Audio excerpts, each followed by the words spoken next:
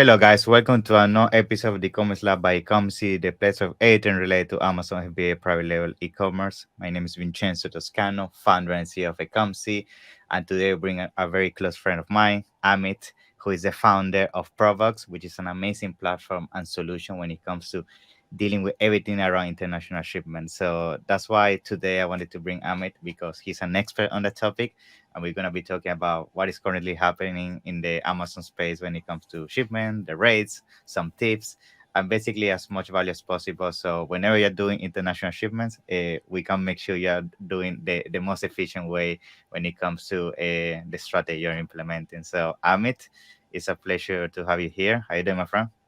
Yeah, I'm great. Thank you. Thank you for the opportunity, Vincenzo. Thank you, and I'm fine. Yeah, How thank are you for you? being How here. about yourself? Good, good. To be honest, being very busy as you as well. And we're Yeah, actually just talking about this coming week, and following weeks actually in June are gonna be quite crazy for us.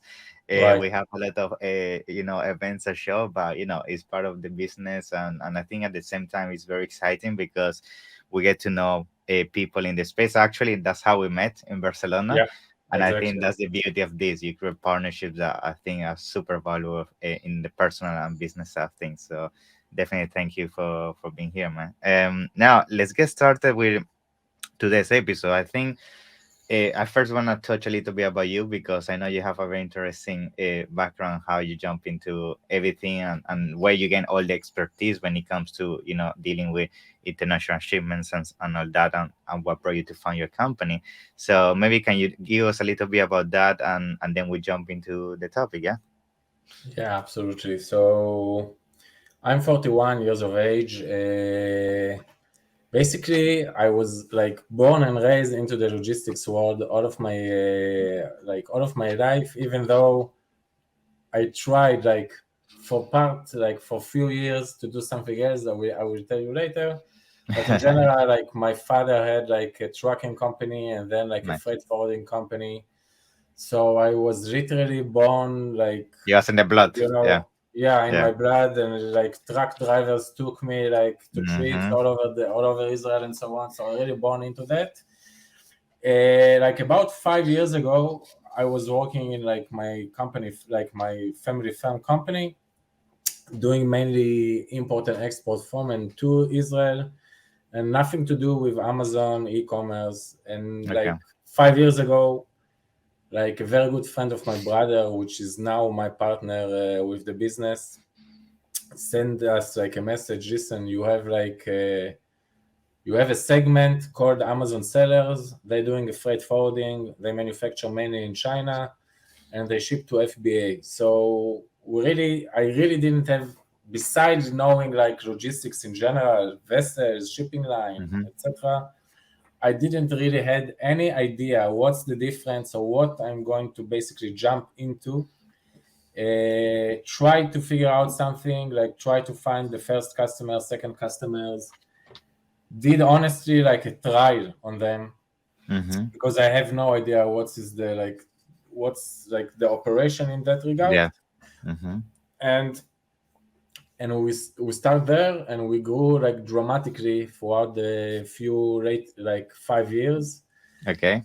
And on last January, mainly for two reasons, we did a rebranding. Like we split the Amazon segment from our like main company, Rosenthal company, and we split it to two activities. Nice. And we changed and rebranding the company to Proboxx. Mm-hmm. So the idea behind it was that we're working also with few aggregators on the space, and now there is a huge difference, Vincenzo, if we're talking about like new seller, 5-figure seller, Yeah. 6-figure seller, or above. So as much bigger you are as a seller, if you're running multiple SKUs and if you are like an aggregators or multiple brand owners, Mm-hmm. eventually it's complex Yes. to have like control of all of your logistics chain. Where are your shipments, Yeah. getting quotes, and so on. So I just today had like a call with two like 7-figure sellers. Both of them said, listen, regardless you save us $100 on the shipping cost, most valuable for us is the time. So as long as we are able to like Yeah. insert our shippers, And time is insert money. our SKU So details, yeah, time is money. Exactly. Insert our SKU details, can generate quotes much more efficiently. That's yeah, of much course. more valuable than like saving Saving us a a few few here. dollars. Yeah. Yeah, so Yeah. I'm Yeah. not saying it's like saving, like I'm not saying saving few dollars here or there is not important, but we have to take on the bigger picture. On and that feedback basically we try like we build like a platform that is for Amazon sellers and from Amazon sellers, and it basically should benefit Amazon sellers to have much more efficient logistics process. Now I know there is a lot of like competitors of mine, yeah, freight Mm-hmm. forwarders that also started to build like digital platforms, Yeah. which is great because I think as much more we have, the competition is Yeah. better, Of and we course. try to be even better all the time. So eventually, something which, in my opinion, very important to emphasize is that you can all, not you like Vincenzo, a seller always can find like a cheaper alternative with a Chinese forwarder, all right? Yeah, of But course. Mm-hmm. coming from a position of like years of experience in logistics, one thing I can say honestly that in logistics, all the shit is happening all the time. Like I know. because we as a freight forwarder have basically zero control on the freight Yeah. from start to Difficult. finish. Like the Mm-hmm. shipping company, the ports, a lot of like subcontractors along the way. Yeah. We are just running the operation right behind the scenes. So with that said, a good freight forwarder should be like someone that you can approach to them, have the flexibility to change things along the line, and that's in my opinion much more important than like save you $50 on a Yes. specific shipment. So on that, I think that's something that I emphasize to my team all the time, and we always try to be like to bring content, to bring value, and, Yes. and to share our knowledge with our customers so they will be able to plan better their Mhm. logistics and eventually saving cost by that. So that's something, in my opinion, very Yeah. important. Super important. Yeah, totally agree. I think when it comes to these things, and we actually had this conversation as well, it's like, yes, you could be saving maybe a few $100s here and there, maybe with your Chinese manufacturer, but in reality, is customer service is zero. You don't really have a communication link with that person. And if something happens, they are not really there to support you. You don't really have Right. a platform to go to. And I think that's the massive value you bring to the market with your service, because it's not only the service, it's also the platform that you have, which is one of the top platform in the space right now when it comes to shipment. And Yeah. yes, I feel especially if you do a lot of shipments and you delegating multiple brands and all that, it's game changer because I feel like trying to do all this manually on an Excel, you're gonna get crazy, It's and crazy. for It's sure you're crazy. gonna do a lot of mistakes. Now with all this, now that we're talking about shipments and all that, I think the very interesting question that I would like to bring to the table is what is the current situation right now when it comes to international freight forwarding? Because I know with everything that happened during COVID and so on, prices went up, then it went down again, and then there's been some fluctuation around there. So what have you seen happening when it comes to the cost? Have you seen them going back to normal? What are some predictions you see in the coming 8 years, maybe when it comes to what is going to happen with the cost after everything that happened with COVID? Right. So that's maybe the question in the logistics field. Yeah. I know. I can honestly say that like I lost like I know. 70% of my hair the past 2 years, mainly Mm, because of like mm, what happened during the COVID. So there is really a difference, like from a point of view. So from a mhm. freight forwarding point of view, like my company did revenue in 220, 221, like never before, and I Yeah, don't I know. see this even Hmm. happen because like if we're taking just the ocean freight, I will just give some comparison. Hmm. So in 2019, before the COVID, the ocean Yeah. freight, now I'm talking only port to port only, Hmm. okay? Port to port Okay. only for 40 high cube. And for let's say for LCL, so for LCL going from China to West Coast, the ocean Hmm. freight was around $90 to $100 per CBM, cubic meter. Okay. And for 40 high cube, it was something about like $1,500 Hmm. ocean freight, port to port only. Hmm. during the COVID and during the highest cost, we saw same line exactly, like same route exactly. LCL was almost like $500 per CBM, and like ocean freight 40 high cube port to port was around like $18,000 to $19,000, Wow, very right? important. So Great.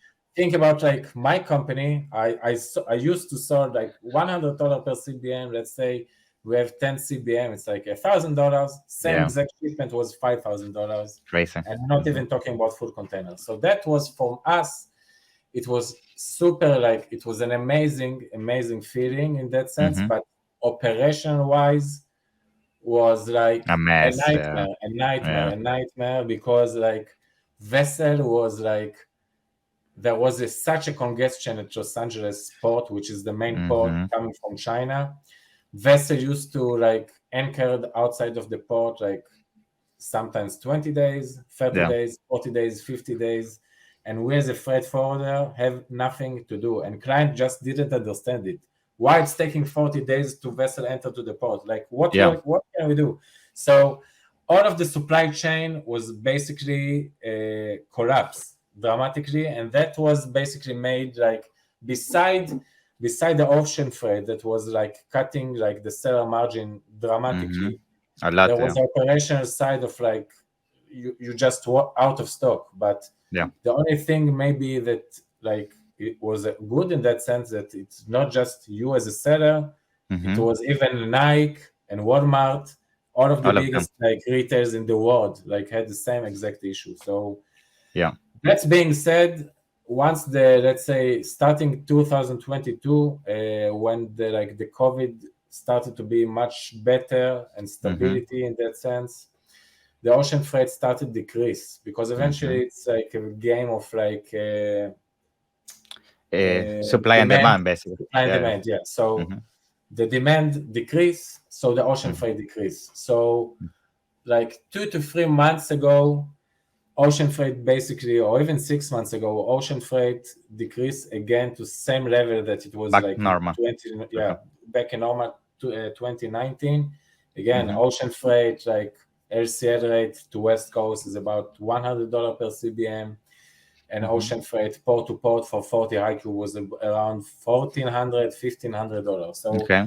ocean freight level again.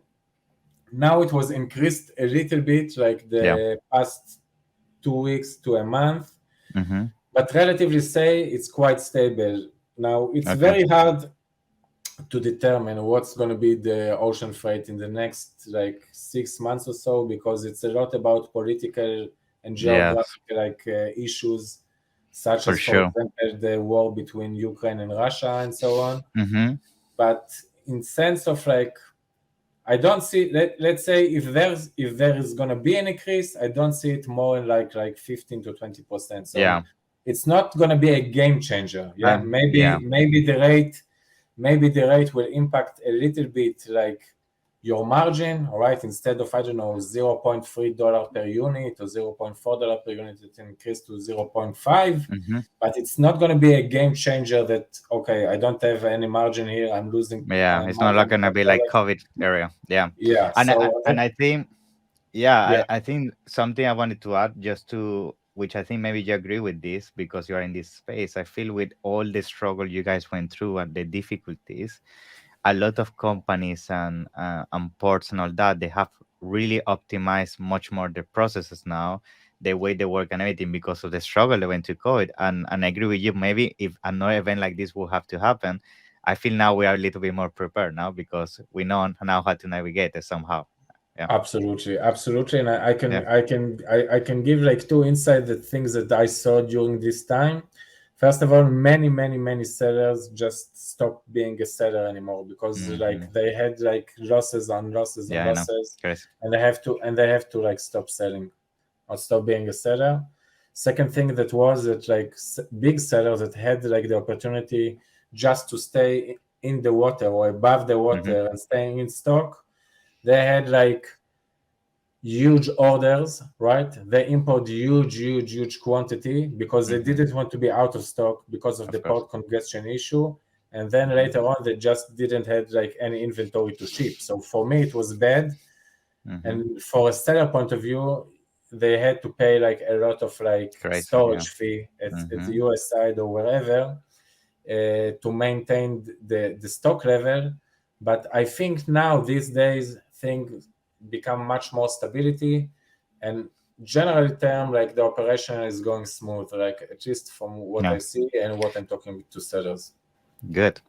And now, I know before also jumping to the podcast, we were talking about you have some amazing tips when it comes to saving in international freight, which I know people are going to find very useful, because I feel a lot of times the reason why people are overpaying is also because they are doing the wrong things in terms of, the way they prepare the shipments, the way they classify the products, etc.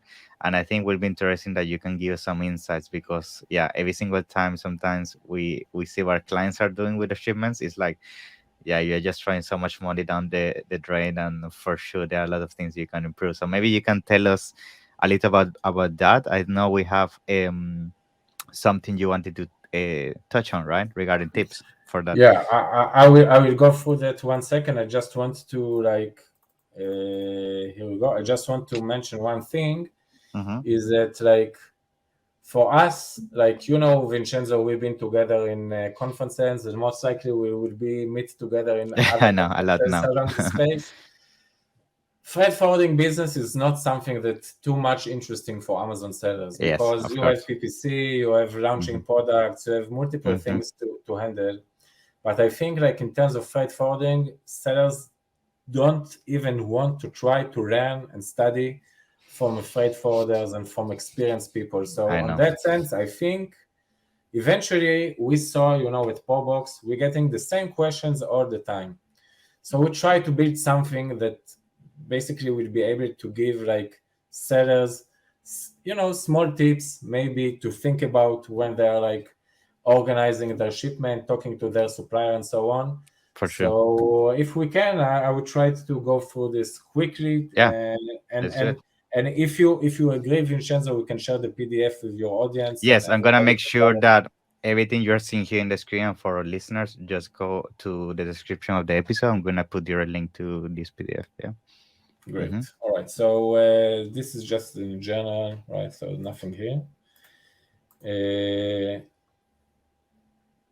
all right. So first tip is plan your freight using a conservative and pessimistic point of view. So Mm-hmm. why? In logistics, anything can happen, meaning planning your logistics in the hope everything will go smoothly, leaving no room for error. The first perspective in Mm-hmm. definition can eventually trip a seller up. So Vincenzo, I'm sure you can agree with me. Eventually, the Yeah. end goal of any seller is to be in stock all the time so they can Yeah. sell their products, right? For So sure. we faced many, many, many incidents with like sellers that like they're going again and again. I have nothing against Chinese forwarder, okay, but Mm-hmm. Chinese forwarders will say and do anything in order to secure any shipment, okay. Of So course. they Yeah. will say, for example, okay, shipment going from China to, I don't know, to Dallas is 24 days, and we will Mm-hmm. quote it by 35 days, and the seller will go with the 24 days. But what they didn't know, they didn't consider at least 7 to 10 days between pick up Mm-hmm. the goods from the supplier and until the vessel actually departed. Okay, at least 7 to 10 days. They didn't concern delays. They didn't concern whatever. Okay, A so lot of eventually, things. instead of being like 24 days, it's taking 50 days, right, or 45 days. So me as a company owner and somebody that wants to help our seller, we always say, listen, try to take the pessimistic side, right?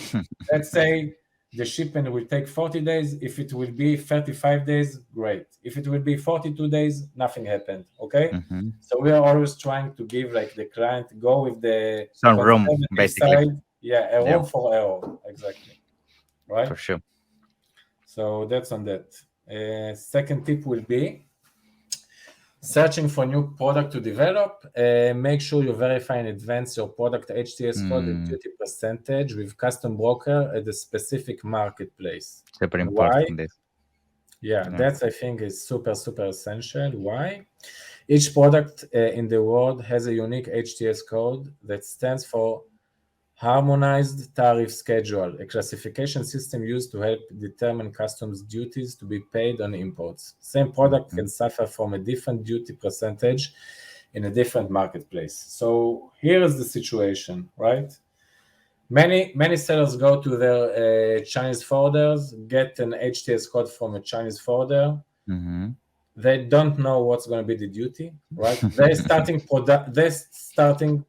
Produce going to production line. They're starting Yeah, produce the product.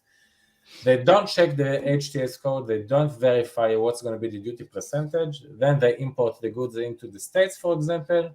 Boom, 27% duty, right? yeah. So you didn't consider this when you calculated your margin and your profit, and then you have to pay like, I don't know, $5,000 just on duty, right? That's it. So You're in that's negative. Yeah, yeah, yeah. that's something that happened a lot, a lot, a lot. Mhm. And by the way, like I don't want to jump too much now to DDP, DDU, Mhm. what is better, what is worse, but even if you're doing DDP, the HTS code will have an effect on your Mhm. final ocean freight. Okay, so verify your HTS code with a freight forwarder with his compliance department before you manufacture your product. Mhm. In my opinion, is essential because eventually you want to know your overall cost and not just your Yeah. general. Especially if you're gonna sell in the US with the Trump tariff and all that. I mean, this can be a killer. Sometimes you see people that they do pro research and they find there is no competitors or anybody selling this product. And most of the times because of that, like when you check the HTS code, it's like if you import this product, there's no way you're gonna make money. So very important Exactly, tip for and sure. and, and I have to give like Vincenzo another small example on that. Like I'm not sure if you know what does it mean even anti-dumping products. It really doesn't matter now, okay? But I give you an example on like one of my biggest client, which is in like aggregator on the space, Hmm. well-known aggregator. Yeah, They had a product. They send us a request to ship this product. They yeah. purchase this product, okay? They send us a request to purchase this product and our broker said, listen, this is anti-dumping product and it required Mm. like it will affect like more than 200% duty on the product. Wow. So they went to other forwarders on the space, Chinese forwarders. Everybody come with the same solution, like the same feedback. So I said, listen, I'm sorry to tell you this, but the only thing you maybe can do is go to a different marketplace when it's not going to be classified as Yeah, anti-dumping. Otherwise, 200% duty, you have no I know. product basically. No, So no point. Yeah, that's super, super, super critical to verify the HTS code before starting production line. yeah, All right. Yeah, we go to the next one. So unless your product is fragile or sensitive, always export your goods as floor loaded. And hmm, why? Unless your product requires special care and must be loaded on pallets, loading the goods on floor loaded means you're going to help decrease your overall shipping cost. So there is like a specific example here, but if I will try to explain it, okay, normally like forwarders from China or from wherever, as long as you're doing LCL, not LCL, as long as you're doing LCL, less than container load, we yeah, will load the goods as floor loaded. And the reason for that we basically can squeeze more goods into the container and optimize the overall volume. Okay. hmm, Now, if you as a seller ship 100 cartons as a floor loaded, okay, let's say you're gonna have a volume of 10 CBM, okay, yeah, as an example. If you put the same 100 cartons on pallets at China or at any origin, the volume will increase automatically, let's say to 13 CBM, okay? So if hmm, we're saying that the general freight cost is $150 per CBM for LCL, so if we added 3 CBM more, so 3 CBM multiplied 150, you're just paying it's a lot. $450 Yeah, for nothing, right? yeah, So there is really no reason for that. So again, if you manufacture and ship from China, from Vietnam, from India by LCL, and the product is not sensitive or fragile, I would go and ship by flow loaded and save money by that. Awesome. Amazing tip. Yeah. Yeah, for sure. I bet like there's so many other tricks as well when it comes to also related to this when you manufacture to be very clever with your boxes and the shapes and all that because I mean Yeah, few centimeters here, a few centimeters there is like a lot of it's money. crazy. Yeah, Yeah. I think there is another tip on that specific. So that, yeah. So tip number 5 is related to what we discussed. So Yeah. tip number 4, are you selling in the US marketplace? If so, try to send your goods to the west coast of the US. Why?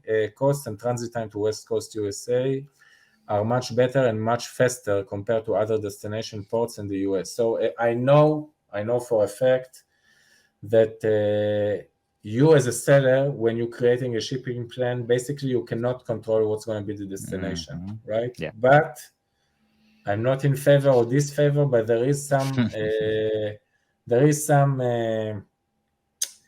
Tricks. platforms or tricks to move, Yeah. like, yeah, to change to change Yeah. the The funding address they terms give you. in that sense, yeah, the Yeah. address. So just to give an example, okay, going, like, let's talking transit time, let's say Shanghai to Los Angeles, regular ocean freight, port to port only, is 15 days. Ningbo or Shanghai to New York is 35 days. Okay, so Hmm. that's a huge difference. Yeah. Cost wise, going to West Coast will be at least 30 to 40% lower the cost than compared to the East Coast. So again, I know you don't really can control this point, but if you can, and if you know some tricks how to multiply it, so I would try to do it for sure. Awesome. Very good tip. Yeah.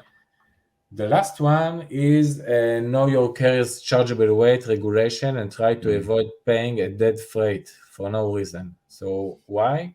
Keep in mind the different carrier has a different TOS. When using UPS or FedEx for ground delivery, make sure your carton physical weight or chargeable weight is at least 10 kilogram and doesn't Hmm. exceed 27 kilo. And why is it? All right. So many freight forwarders charge, especially if you go by air freight, but also if you ship by ocean freight, some of them will call it C plus UPS. Okay, Hmm.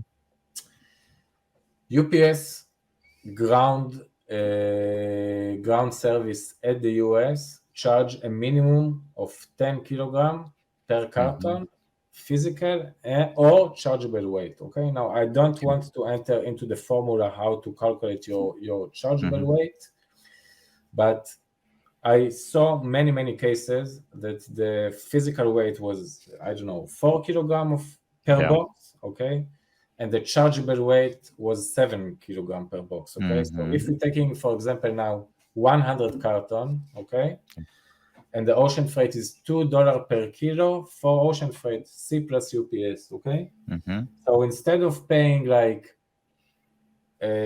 100 carton multiplied by 7, the chargeable weight is 700 kilogram. Yeah. 700 multiplied $2 per kilo is $1,400. Instead of paying Hmm. $1,400, eventually you're going to pay 100 cartons multiplied 10 kilo per Hmm. carton. 1,000 multiplied 2 is $2,000. So it's a $600 difference.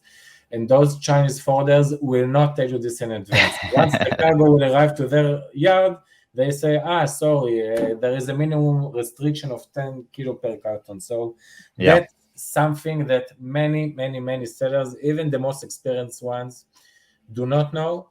And by the way, to Europe, it's 12 kilogram per kilo. So Yeah. that's So something basically, empty weight that you're not using, pretty much, and you're exactly, getting charged for. Hmm. exactly. That's called in our field, it's called dead freight. So that's something I would definitely put a significant on, and not trying to exceed the 27 kilogram. Now I know for like from Amazon TOS, it's starting to be like heavy cargo above Hmm. 25 kilogram. For UPS, they will just charge us like extra weight fee above 27 kilograms. So if I can give like a tip on that, try always that your master carton will be something between 10 to like 20, 22 kilogram per carton maximum. Nice. Very good advice. Yeah, I think this one is super That's it. important. Yeah, because I see also, I have seen some clients when they're asking for advice and everything regarding shipping, and you see their boxes. Yes, they don't use the full space, and it's like you're paying for weight you're not using. Is useless, you know. Yeah, yeah, yeah. Yeah. But Absolutely. anyway, So awesome. But we have much more tips, but that was, I think, those that it's most significant yeah, one that love that. And I'm gonna everybody make can sure use. to put this on the description so people, I'm pretty sure they want to reach out and ask you some questions. And that's why I also wanted to, if you can confirm like where people can reach out to you, maybe LinkedIn, your website, and you can give us that information as well now, so I can put it down in the description. Yeah. Yeah, so everybody can contact us rather to my personal email at Mm-hmm. amit@probox with double x.co, Mm-hmm. or checking our website www.probox, again double x.co, or Facebook ringing, just checking Probox, and you will find us Awesome. there for sure. Or at events for sure in the coming month. Yeah, yeah, yeah, yeah. For those who Awesome. coming to Estonia, to Israel, to Yeah. Prague, to wherever, we're gonna See see you you there. there. Yeah, exactly. For sure, Amit. Yeah, thank you very much for your time, and I appreciate your knowledge and everything you've been sharing today. And I'm pretty Thank sure we're you. gonna do many more like this. And can't wait to meet you, this week in Estonia. Yeah. Yeah, absolutely. Thank you. Thank you. See you, man. Have a nice one. See you. Bye bye. See you.